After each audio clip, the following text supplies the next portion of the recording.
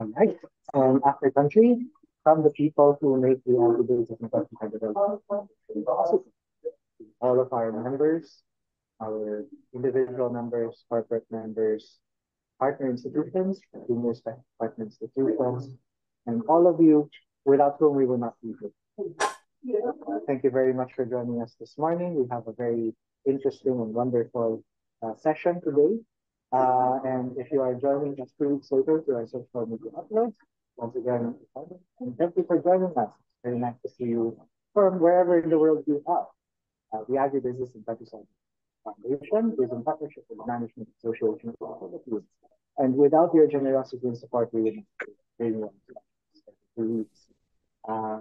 In these sessions, we discuss opportunities for agribusiness and development, we support the partnership of poverty alleviation to job creation to Philippines. Once again, I'm the president of the foundation, Luis Casolanes. This morning, if you are a person who works in corporate social responsibility programs, as is our session this morning, maybe you'd like to tell us about your work. I have questions for our speakers. Leave us a comment in down below. If you'd like to email us, links are in the description. If you feel that we have brought any value to you through our sessions, past, future, do consider joining us as a member. Again, it is only through your generosity that we are able to bring you our sessions every. Thank you very much again for joining us, and yeah, love to see you in our next sessions moving forward. So a bit of a role reversal today. I'm actually calling in from sunny Valencia City here in Pagudman, in Mindanao, very far from where I normally host these sessions. But I have asked our chair, Ernie Ordonez, if he would allow me to introduce our speaker this morning, as I was the one who personally invited her through a mutual friend. Shout out to the country director for the Philippine Partnerships in Sustainable Agriculture, Ms. Angel Bautista, as part of the wider Grow Asia network, supported by the World Economic Forum for the Philippines and visitors region. So this morning, I'm very, very pleased to introduce Ms. Jennifer Sabiana, a Sustainable Development, Inclusive Finance, and Corporate Social Responsibility Professional in the Philippines. She is currently working for Cargill's social responsibility programs, not just here in the Philippines, but in Vietnam as well. And she has been working in community development for many, many years, for most of her career. Her background is extensive in the field of rural and microfinance, community organization, enterprise and livelihood, development and management, capacity building, and disaster management, specifically for farmers and farming communities. Recently, she won the Global Impact Award with Cargill's Rise Cocoa Prize, that aims to rehabilitate coconut farmers in Nepal. And she is also a certified trainer and facilitator of the Cooperative Development Authority, or CDA, in the Philippines, especially under the financial literacy. She's particularly adept at adult learning methodology, which is, I'm sure Jennifer knows through her experience, a particularly difficult part of making sure that the community development efforts are accepted in the communities that we're working in.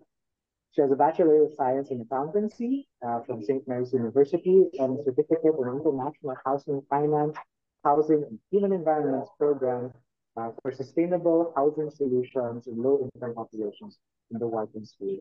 It was nice.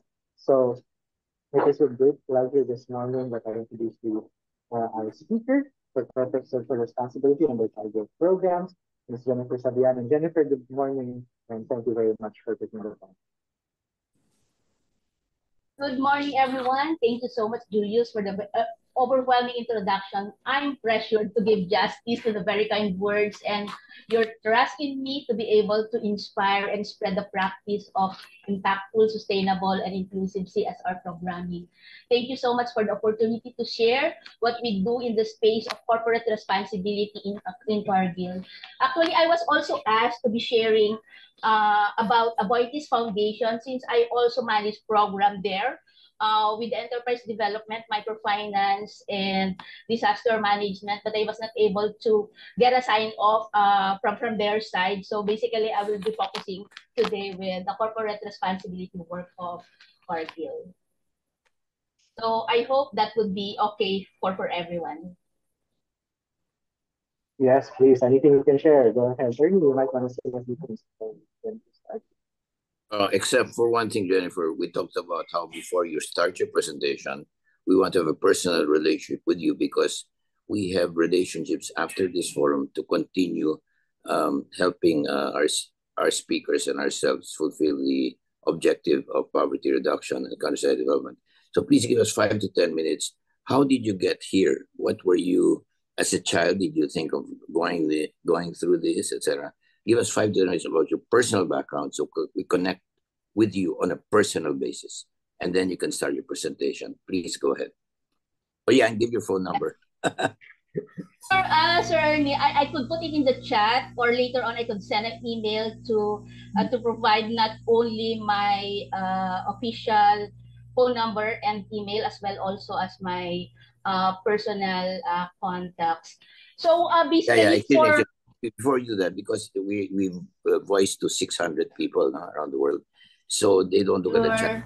So just give us a number, office number, because they call from abroad, as you know, and get lots of information from our speaker. So could you just dictate right now on the screen, not chat, but tell us verbally, what is your official or any phone number we can do so that we can reach you?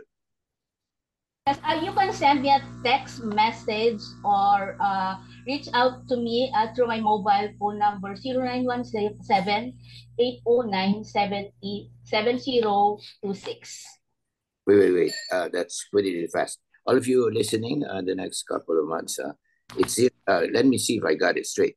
0917-809-7026. Yes, sir. You're correct. Okay, I'll repeat because everybody must get their pens out. She's going to be very important in helping us achieve our goal around the world, right?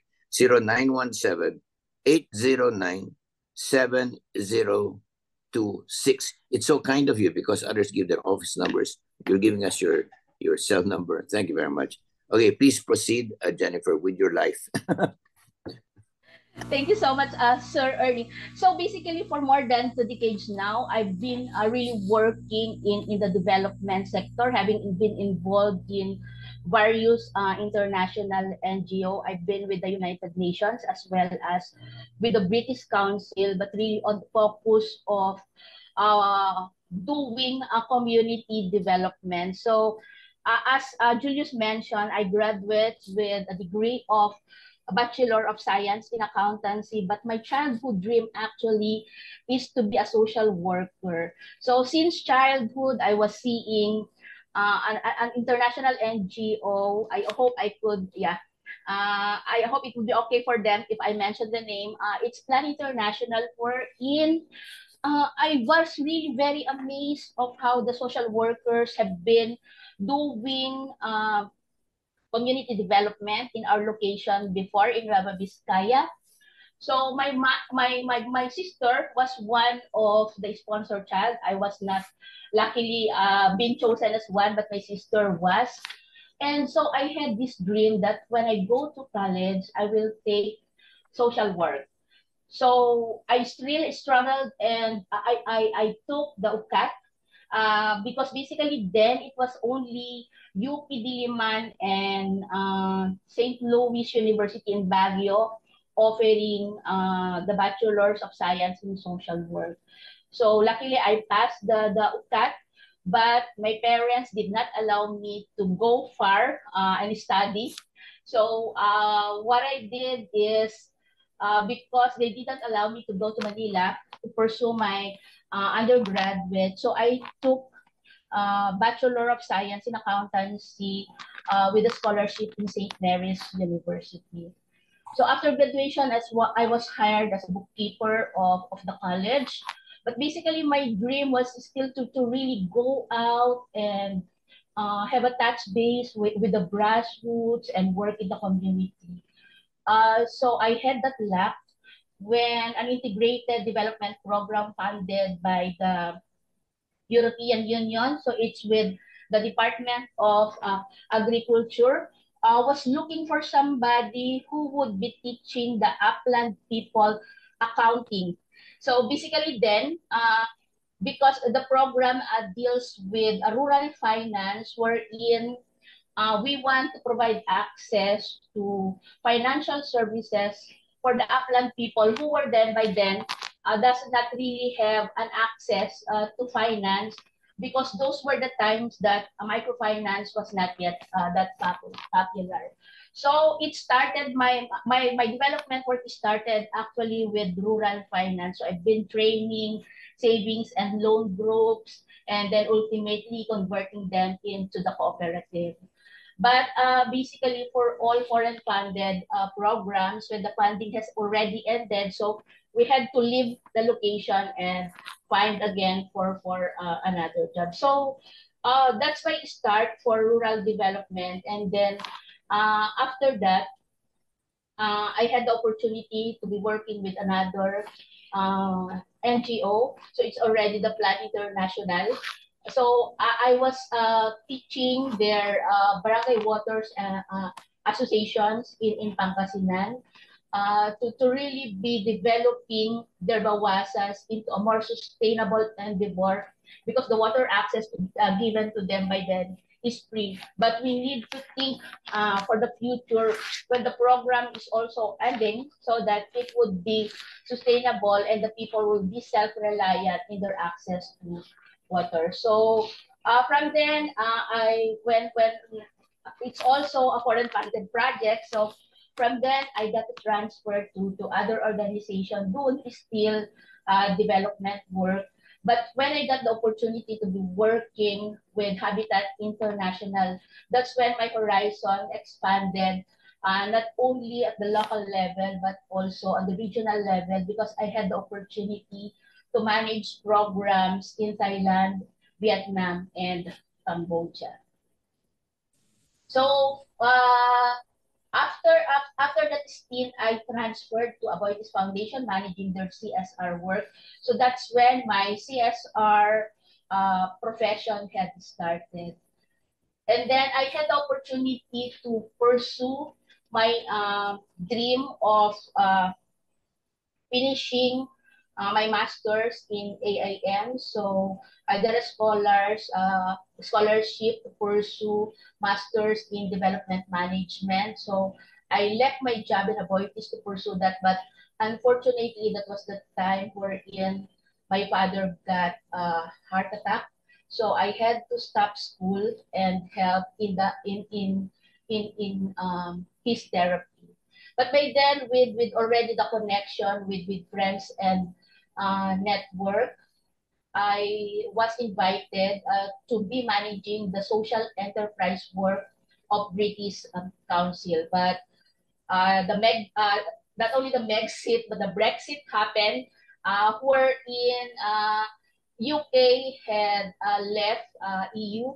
So by then, the funding of the social enterprise program is with the EU. So we had to look for other opportunities. So that situation landed me with my job with Cargill.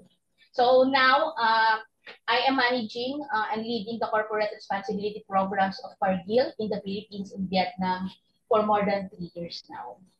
Well, what a great background. Please proceed. But it's very inspiring. Wow. Please proceed your presentation. Thank you. So much, Sir Amy.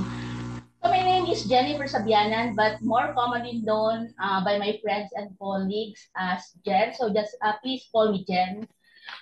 With our programs in Cargill, you may be wondering why we term it as corporate citizenship or corporate responsibility and not CSR. This is in alignment of our strategic framework of going beyond philanthropic giving, of doing well by doing good.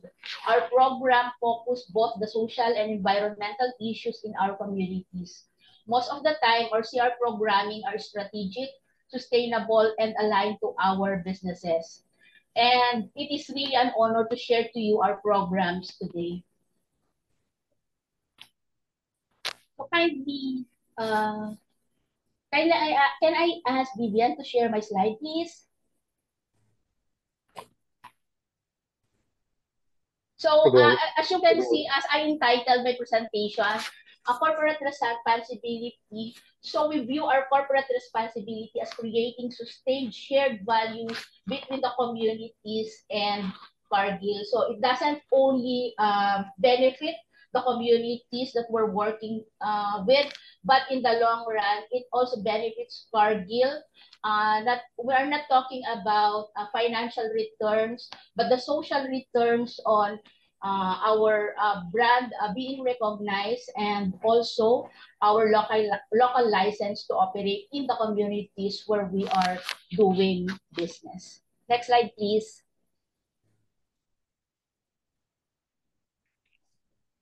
Before I go further, let me first introduce our company. Cargill was founded in 1866 when William Wallace Cargill bought a grain flat house in Conover, Iowa. From there, it had expanded to other countries and diversified its business portfolio. Cargill today is the largest family-owned business and is now the world market leader in food and agriculture sectors. Our global headquarters is located in Minneapolis, Minnesota, USA. Through our 159 years of operations globally and 25 years locally, Cargill is guided by our purpose of nourishing the world in safe, responsible, and sustainable way. We do so by acting according to our values of always putting people first, doing the right thing, and reaching higher. So at a glance, Cargill has more than 155,000 employees located in 70 countries. We're speaking 65 languages, and we have an experience of over 150 years. Next slide, please. In Asia Pacific, we have presence in 6 countries and territories. And Philippines being the first country in the Asia Pacific. But our regional hub is located in Singapore, and we are doing business for over 250 locations and employing more than 58,000 employees. Next slide, please. For Cargill's business, we sit at the heart of the supply chain, partnering with producers and consumers to source, make, and deliver products that are vital for living. We provide customers with life's essentials to enable businesses to grow, communities to prosper, and consumers to live well, as we work to make the world's food system more sustainable, resilient, and accessible. So we're working with farmers and we're also working with customers. We provide insights to our partners with data analytics, market expertise, risk management, and financial solutions. We transform raw materials into finished goods for animal nutrition, food ingredients, animal protein, branded foods, and bioindustrials. We also move products around the world through different means, roads, rails, rivers, and oceans. And we are a connector in the food system, working with farmers by supplying them feeds and other inputs and expertise, and at the same time buy crops and livestock from them. We are also working with the customers by supplying them and the industrial sectors finished goods in the food service, retail, and consumer packaged goods. Next slide, please.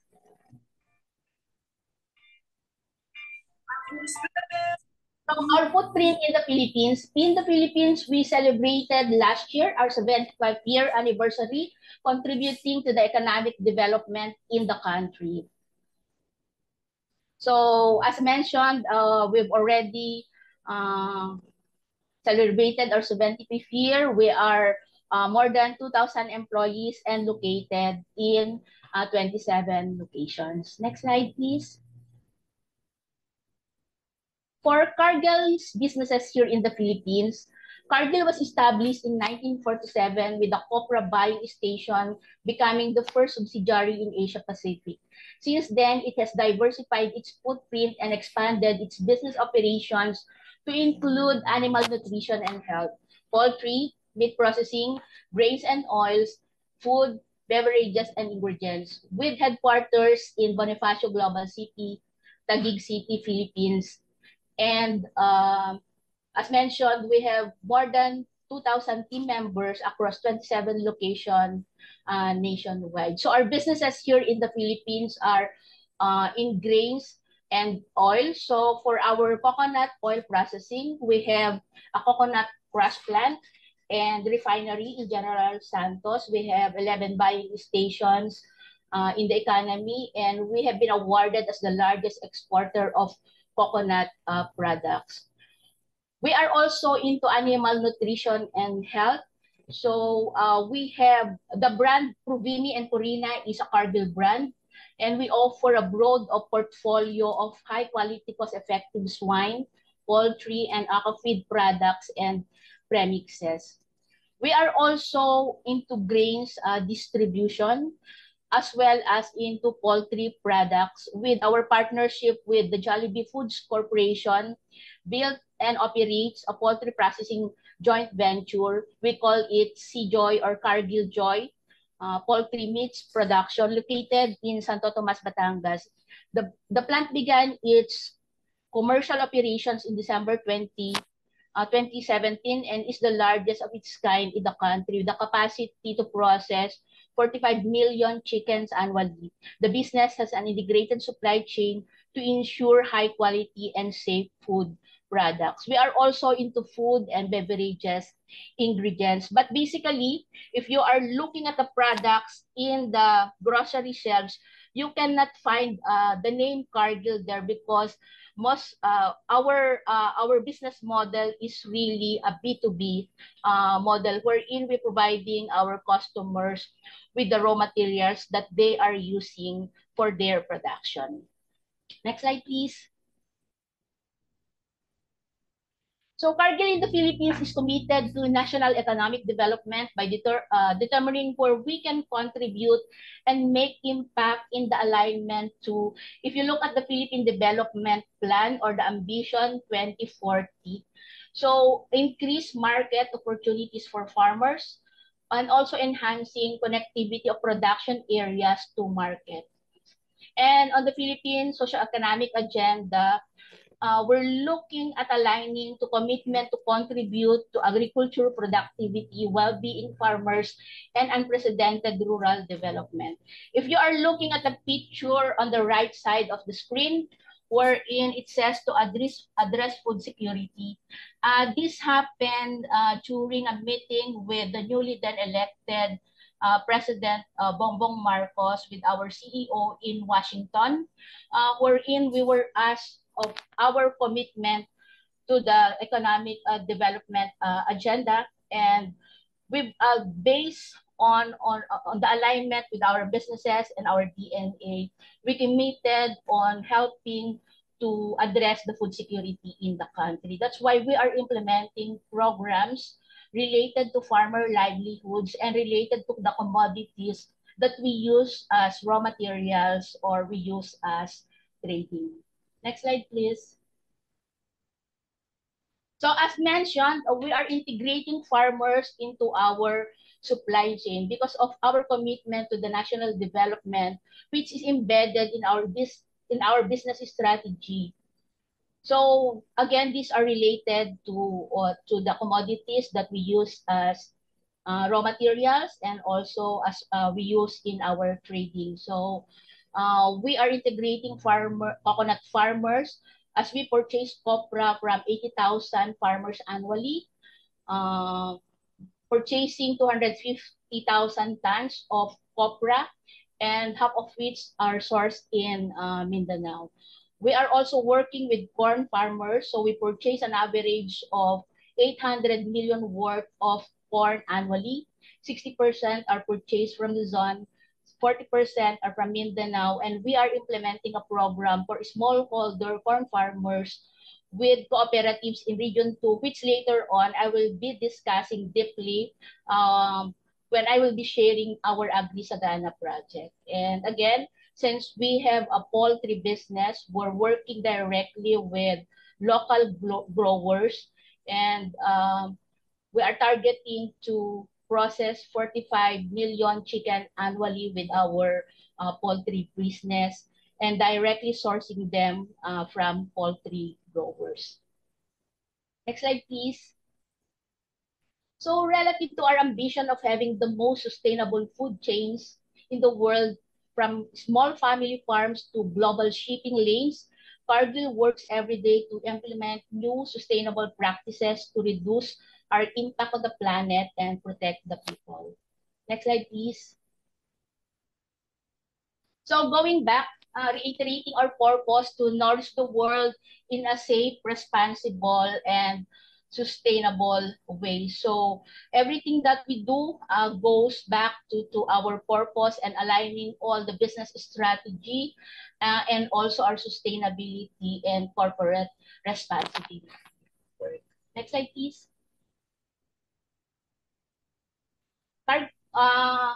If you see, there is this Cargill Cares Council. These are group of passionate individuals that are implementing community development programs on voluntary basis. So this is on top of their day jobs. So we are being asked by our customers to help them achieve their ESG goals by ensuring that the products we supply them are responsibly and sustainably produced. Because as a key connector of the food system, Cargill has a unique ability to drive sustainable impact at scale from farm to fork. Next slide, please. So having our majority of business in food and agriculture, we are focused on the areas where we can make the greatest impact. Our 3 priority impact areas are shown on the slide. So we're working and hoping to contribute positively for climate action with our global goal of reducing greenhouse gas emission in our operations by 10% by 2025 and reduce greenhouse gas emission in our supply chain by 30% per ton of product sold by 2030. We are also focusing our efforts on land and water, and we hope to transform our agricultural supply chains to be deforestation-free by 2030 and enabling a water-positive impact across our operation supply and communities by 2030. With people, we respect internationally recognized human rights, taking guidance from the United Nations Guiding Principle on Business and Human Rights. And we also have this global goal of improving the livelihoods of 10 million farmers by 2030 through training in sustainable agriculture practices and better access to markets. Next slide, please. So as our DNA, it would be through practice of responsible and sustainable agriculture that we will address climate change, protect our land and water, and sustainably feed a growing population. So again, this encompasses our goal on climate, land and water, as well as people. Next slide, please. So for our corporate responsibility, we see it as driving our purpose, global impact, and sustainability priorities. So aligned to our purpose, global impact, and sustainability priorities, we implement our corporate responsibility programs to drive the achievement of our company's objectives and purpose. Our CR programs are developed and designed based on these priority areas. Our corporate strategy sets clear priorities based on the most material issues to our business. We identify this by evaluating environmental, social, and economic impacts of our diverse business and supply chains and in close partnership with external stakeholders. As we drive progress in these areas, we do by engaging, empowering, and advancing sustainable practices across farm and field. Because we believe agriculture is how we will deliver. So for our CR impact priority area, we are working around food security and nutrition, around providing school meals, nutrition and food safety education, food banks, and access to nutritious food. We are also working with farmer livelihoods, given that we are integrating smallholders in our supply chain by providing farmer training, technology or infrastructure to improve sustainability. With this infrastructure, later on, I will be sharing an example of how we are doing this in our Agri-Sagana project, as well as increase the access to market and building future farmers and agriculture leaders. We are also implementing programs on human rights, equity, and inclusion, and making it sure that with our programming, there is a child labor awareness and prevention, education access for female and ethnic minorities, business development, as well as advocacy, and increased access to markets.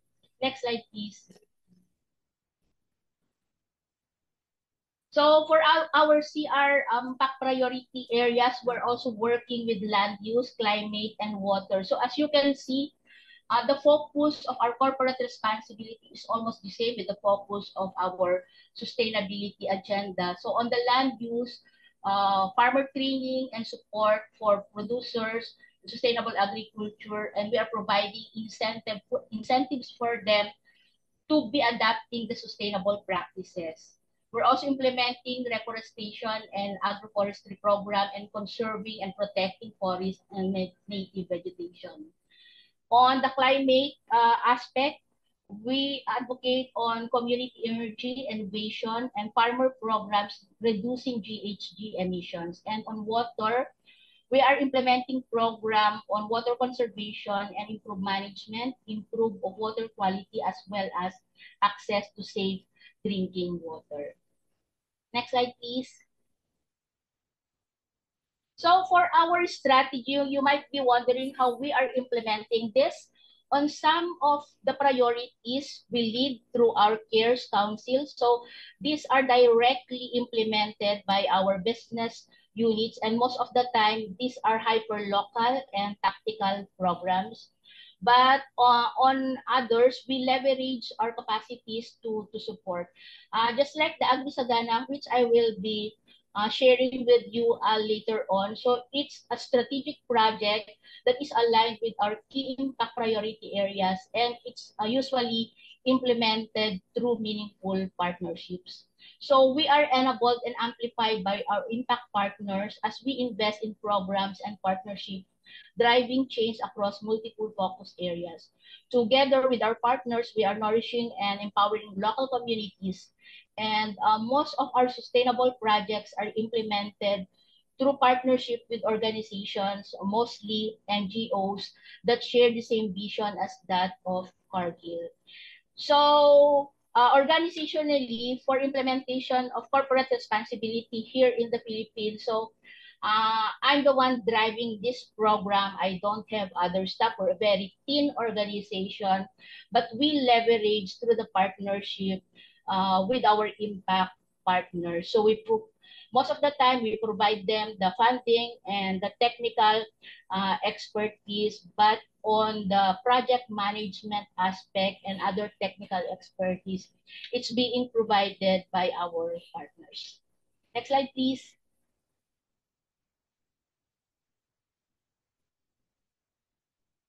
Next slide, please.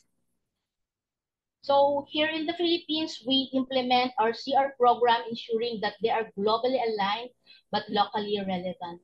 Can you turn to the next slide, please? Hello?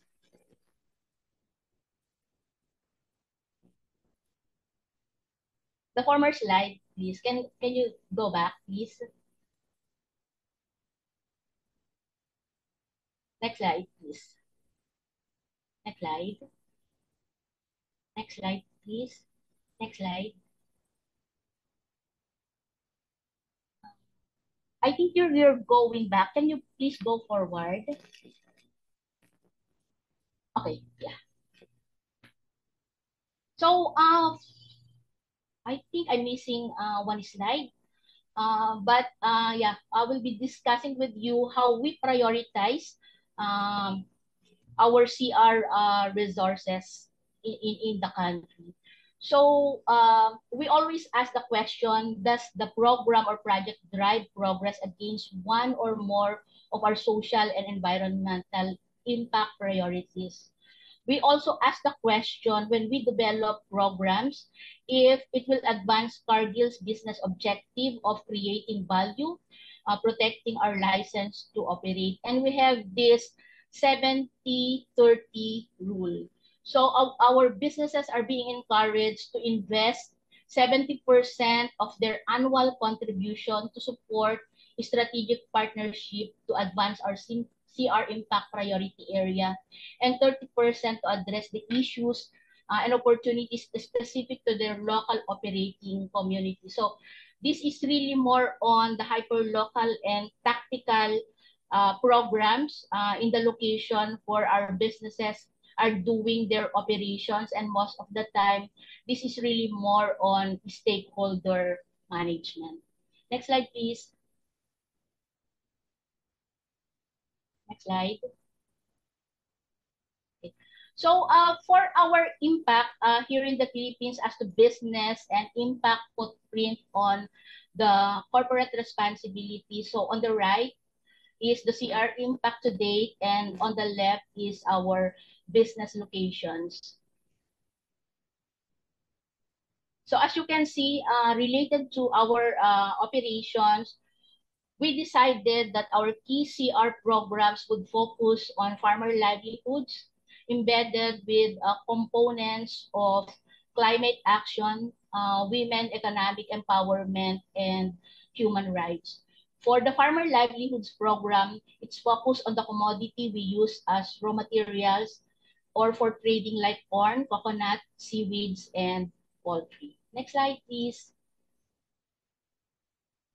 So specific to our CR programs, we would like to position them as enriching the communities where we do business. So we're implementing programs related to our business. So we have a project called Hens Project with Save the Children, wherein we are aiming to improve the income diversification and nutrition status of our backyard poultry farmers and their families. So this project is located very near to our poultry business. And this project also provides nutrition education focusing on chicken and egg as cheaper source of protein to 6,000 community members and children. We are also on the process of building a digital library and classroom with Habitat for Humanity, which entails construction of a two-story school library and classroom, improving the access to quality education facilities of 200 school children, and also improving the connectivity access to 200 community members, including local officials in Santa Teresita, Santo Tomas, Batangas. And for the activities conducted at the BU or business unit level, we have our CARES Council directly implementing them. These projects include tree planting activities, school sponsorship programs, medical missions, coastal and river cleanups, as well as Brigada Escuela. Next slide, please. We are also implementing a program that aims to enhance water access to communities and supply chains. So through partnership with water.org, so it's an international water development organization co-funded by Mr. Jason Bourne or Matt Damon. So we are looking at providing access to clean, safe, and potable drinking water and sanitation facilities to 180,000 people in the Philippines. Next slide, please. And for the highlights of our Philippine CR programs, we are implementing an ecosystem approach in farmer livelihood programs contributing to food security in the country. So we're implementing a rice cocoa project with CARE and Bohol. This is the first private-led disaster recovery farmer livelihood program that aims to rehabilitate the coconut industry in Bohol, which was devastated by the Typhoon Odette in December 2021. So this is a women-led program focused on replanting 100,000 coconut trees in 700 hectares of coconut farms, and we are trying to implement an inclusive business program to create a market access of the smallholder coconut farmers to corporate buyers like Cargill. We also is implementing the Red Seaweed project with Cause4Sea. So again, this is also a disaster recovery farmer livelihood program in Mahanay Islands in Bohol that was devastated by Typhoon Odette in 2021. And again, as we are moving forward our agenda for DEI or diversity, equity, and inclusion, most of our program, as you notice, we have been very upfront of really ensuring that at least 50% of the project participants would be women. And for our Agri-Sagana project with the CIS, it's a sustainable corn supply chain program, bolstering food security in the country and improve farmers' income. This is also an inclusive business project by integrating 16, before it was 15, so now it's 16 cooperatives composed of more or less 15,000 corn farmers to our feed mill supply chain as well as our agricultural supply chain. And we're looking at this program on contributing to decarbonization by retrofitting diesel-powered post-harvest facilities to be run by renewable or energy source or solar panels. Next slide, please.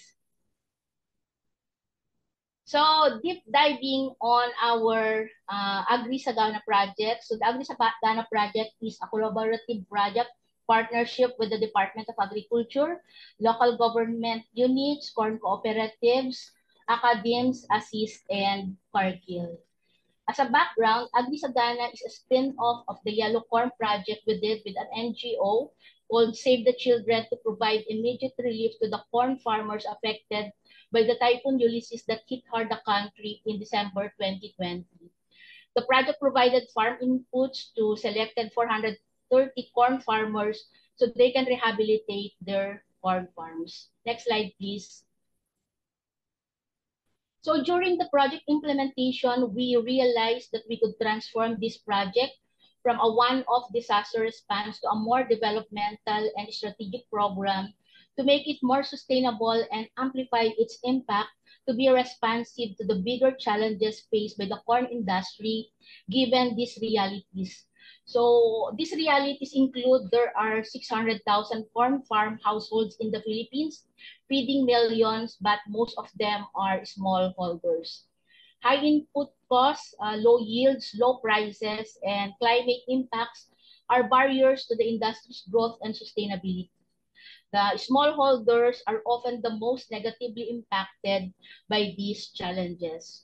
So to move the needle and help resolve these challenges, we needed to implement a right project model responsive to the needs of the industry and onboard an appropriate partner with the right mix of technical and project management expertise, experience, and network.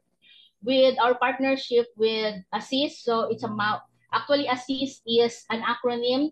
So it means Asia Society for Social Improvement and Sustainable Transformation, a local NGO with demonstrated capacity to implement a sustainable corn supply chain program.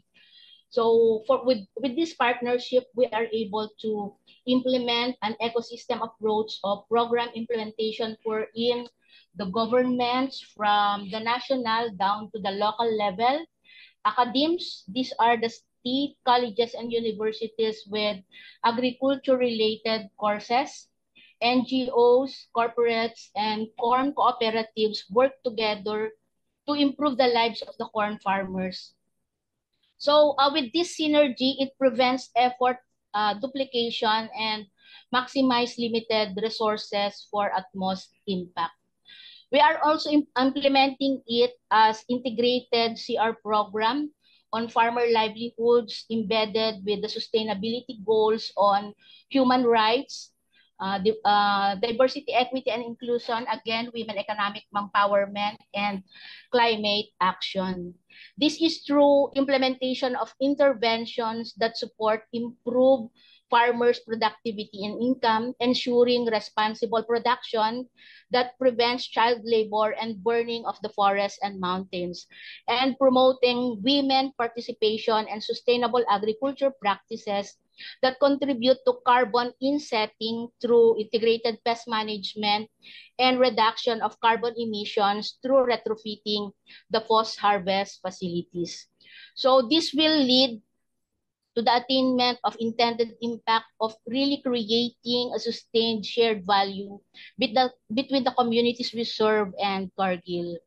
And we have reasons to believe on this because through the implementation of this intervention, we aim to train more than 15,000 farmers. More than 50% of them are women on sustainable agriculture.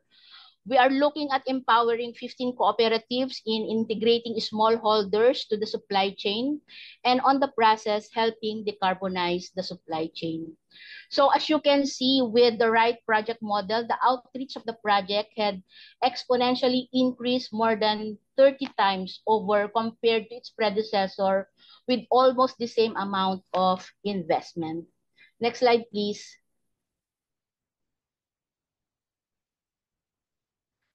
So for our AgriSagana project, we are calling it as a sustainable corn supply chain program, bolstering food security in the country. And as mentioned, the location is in Region 2, particularly the provinces of Cagayan, Isabela, and Quirino. We have 15,000 farmers as direct project participants. By the way, we're calling them project participants. We're going away from calling them as beneficiaries because we want it to be really very inclusive, and also we don't look at our project participants as just mere beneficiaries, so we call them project participants. And indirectly, we are impacting 45,000 community members and 16 cooperatives from the list of corn clusters of the National Corn Program from the Department of Agriculture. With this project, we are covering about 38,300 hectares of corn farms. And this is not only a corporate responsibility work, but we are involving our businesses, particularly Cargill Agricultural Supply Chain, wherein they are trading corn, and also our Cargill Animal Nutrition and Health, wherein the supply can be raw materials to our feed mill. So both of our businesses provide funding, technical guidance, and project oversight. They are also giving technical guidance on quality requirements, accreditation of the cooperatives, and oversight of the buying agreement. Next slide, please.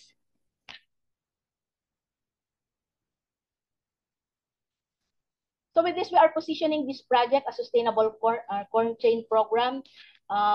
If you remember, as I mentioned before, that our CEO and President Marcos had a meeting in Washington, and when we were asked what we can commit to help Philippines agricultural sector, one of the promise is to implement the AgriSagana project. So in a nutshell, or at one glance, in one graphic illustration, this is how the project is being implemented. So as mentioned, this is integrated and ecosystem approach. So ecosystem meaning all this project stakeholders or all the actors in the value chain on the left side of the screen. So we're working with the Department of Agriculture, we're working with corporates, with NGO, with academe to implement the AgriSagana project. So there are three major interventions to be able to have a positive impact and contribute to prosperous Filipinas. So these are capacity development, So for the capacity development, this is in two levels, upstream and downstream. Upstream meaning training the cooperatives to have a better governance and implement a better their business in corn trading. And the downstream is going at the level of the farmers in training them sustainable practices. Another intervention is infrastructure support. So this is access to green post-harvest facilities as well as the right processes in post-harvest. And then development of the inclusive business, wherein we're looking at improved access to markets, not only with Cargill, but also with other corporate buyers. So all of this intervention goes directly to the farmers and the cooperative through our implementing partner assist, and also with the training provided from the Department of Agriculture and our academy. So we're looking at the corn production as really more productive, more profitable, and more progressive, leading and contributing to prosperity. Next slide, please.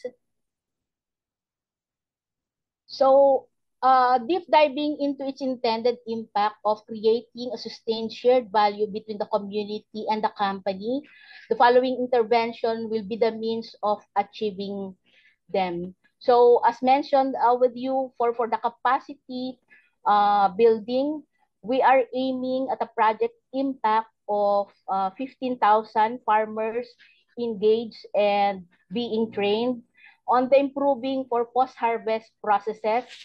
The intervention would be farmer training on proper post-harvest processes. So just to also share, with the study, we've learned that 20% are being wasted during the post-harvest because of the following reasons. So sometimes the farmers are really wanting to harvest their corn even if it's not yet matured, because they really would want to take opportunity or advantage of higher prices. So what we do on that process is to really give them a lock-in price for a month, as long as we are already able to issue the PO to the cooperative, so that the cooperative on the process of consolidation can schedule the harvest time for the farmers, so that the warehouses will not be overwhelmed. So this will ensure the quality of the corn grains, and that would also ensure higher prices for them. So with that, there would be an improvement of acceptance rate of the produce by 20%.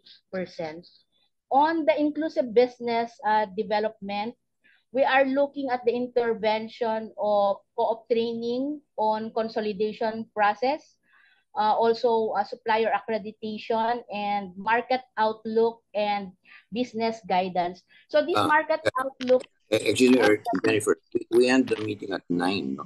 And it's about 4 minutes to 9. Can you wrap up? I just want to inform everybody who is coming in around the world. Okay. We'll finish this. This is an explanation for those listening around the world. She'll wrap up now. And after that, just keep her number and you can call. As for the people attending right now, she's finished it here. However, from 9 to 10, most of the people stay on. That is not recorded anymore. So Jennifer has to wrap this up with this statement of how we can help her, because we'll edit some parts so she can get the message. So that's it. So Jennifer, I think there's no time to really finish this. So can you maybe just one more slide and tell us what we can do to help you? That's the most important. And you have to finish that in 5 minutes, okay? So thank you. Yes, for Cargill, we really welcome opportunities of partnerships, especially on the implementation of our programming. So basically, as you've seen, it's really working with the smallholders related to the work that we do and to our businesses. We've already had impact to date as shown in the slides, and we also have our lessons learned of really implementing a strategic linkage with private sector, and the government programs. And for this, we would want to sustain the impact of this project beyond CSR. Agri-Sagana envisions transitioning this into commercial relationship by setting up a supplier for the Cargill feed mills and grains trading. So moreover, we intend to scale up the project impact to cover more corn farmers and the other provinces in Region 2 and other corn farming communities. So we believe that with the right mix of intervention and right business model, the replicability and sustainability of this project is assured. In fact, the Department of Agriculture, through National Corn Program, endorses the Agri-Sagana project as proof of concept for corn value chain program during its national and regional forums. Also, with Grow Asia, a multi-stakeholder partnership platform that catalyzes action and inclusive sustainable agriculture development in Southeast Asia, recently published a case study highlighting Agri-Sagana as a replicable model for its network members. So we can also share with you the Agri-Sagana case study if you are interested. And that ends my presentation. I would really be very happy to respond if you have questions, clarifications, and even violent reactions to what have been presented. Thank you very much for the opportunity. Thank you. Well, we'll end this in 5 minutes, then we'll proceed for 1 more hour. To do this, I'd like to let you know, you will have reactions, not violent, perhaps admirable reactions, and reactions to partner. Her last slide showed something important. Her last slide said they want partners. And the way I see it is that if you're on the brink of something, you can go to them, and actually sometimes, as she said, lots of their projects are done by the partners. So basically, she could give you the technology and perhaps some access to funding to execute, but more importantly, technology. On that note, we'd like to close this session and say, remember, 0917 142 8097. I'm sorry, 0917 809 7026. I repeat, 809, correct? 2026, correct? Yes, sir. 809, okay, fine. And then you can also call us if you use our number, but this is a fantastic contact. So on that note, on behalf of the President, Judith Balasolana, I'll close this session on to the next hour, which is really more productive because we make some deals there and get some actual action plans done. So on that note, thank you, God, for bringing her to us. Thank God for bringing courage to the country. And on that note, we close this session. Period. Okay.